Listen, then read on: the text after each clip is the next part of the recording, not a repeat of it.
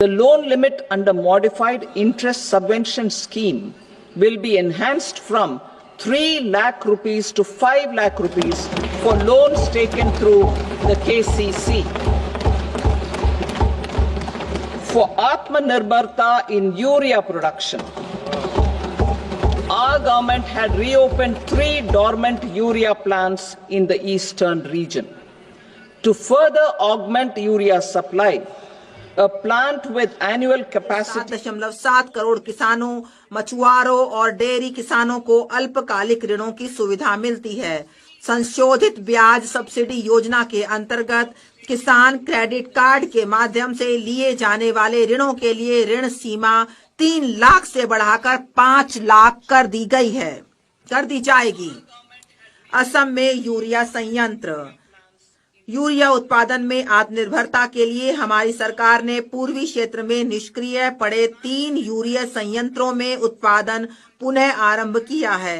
Urea की आपूर्ति और अधिक बढ़ाने के लिए नामरूप असम में 12.7 लाख मैट्रिक टन की वार्षिक उत्पादन क्षमता वाला एक संयंत्र स्थापित किया जाएगा।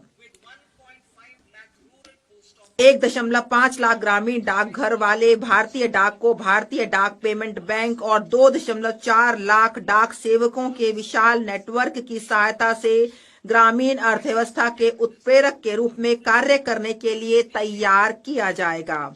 इसका विवरण अनुलग्न ग में दिया गया है। भारतीय डाक को विशाल सार्वजनिक लॉजिस्टिक संगठन के रूप में बदला जाएगा।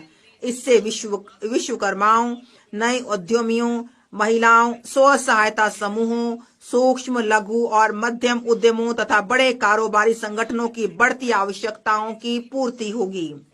एनसीडीसी को सहायता। हमारी सरकार सहकारी क्षेत्र के लिए एनसीडीसी के ऋण कार्यों के लिए सहायता प्रदान करेगी। दूसरे इंजन के रूप में सूक्ष्म, लघु और मध्यम उद्यम। अब मैं दूसरे इंजन के रूप में सूक्ष्म, लघु और मध्यम उद्यमों की ओर बढ़ती हूँ, जिनसे 5.7 करोड़ एमएसएमई पर ध्यान के साथ विनिर्माण और सेवाएं शामिल हैं। एमएसएमई के लिए वर्गीकरण मानदंड में संशोधन। वर्तमान में 7.5 करोड़ लोगों को रोजगार देने वाले और हमारे विनिर्माण में 36% का योगदान करने वाले 1 करोड़ से अधिक पंजीकृत एमएसएमई मिलकर भारत को वैश्विक विनिर्माण केंद्र बनाने के प्रयास कर रहे हैं। ये एमएसएमई अपने गुणवत्तापूर्ण उत्पादकों के साथ हमारे निर्यात में 45% योगदान कर रहे हैं।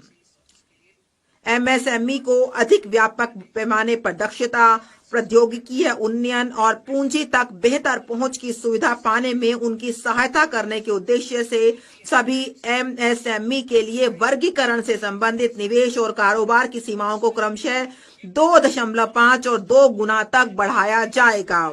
इससे उन्हें बड़े उद्यम बनने और हमारे युवाओं के लिए रोजगार सृजित करने का आत्मविश्वास प्राप्त होगा।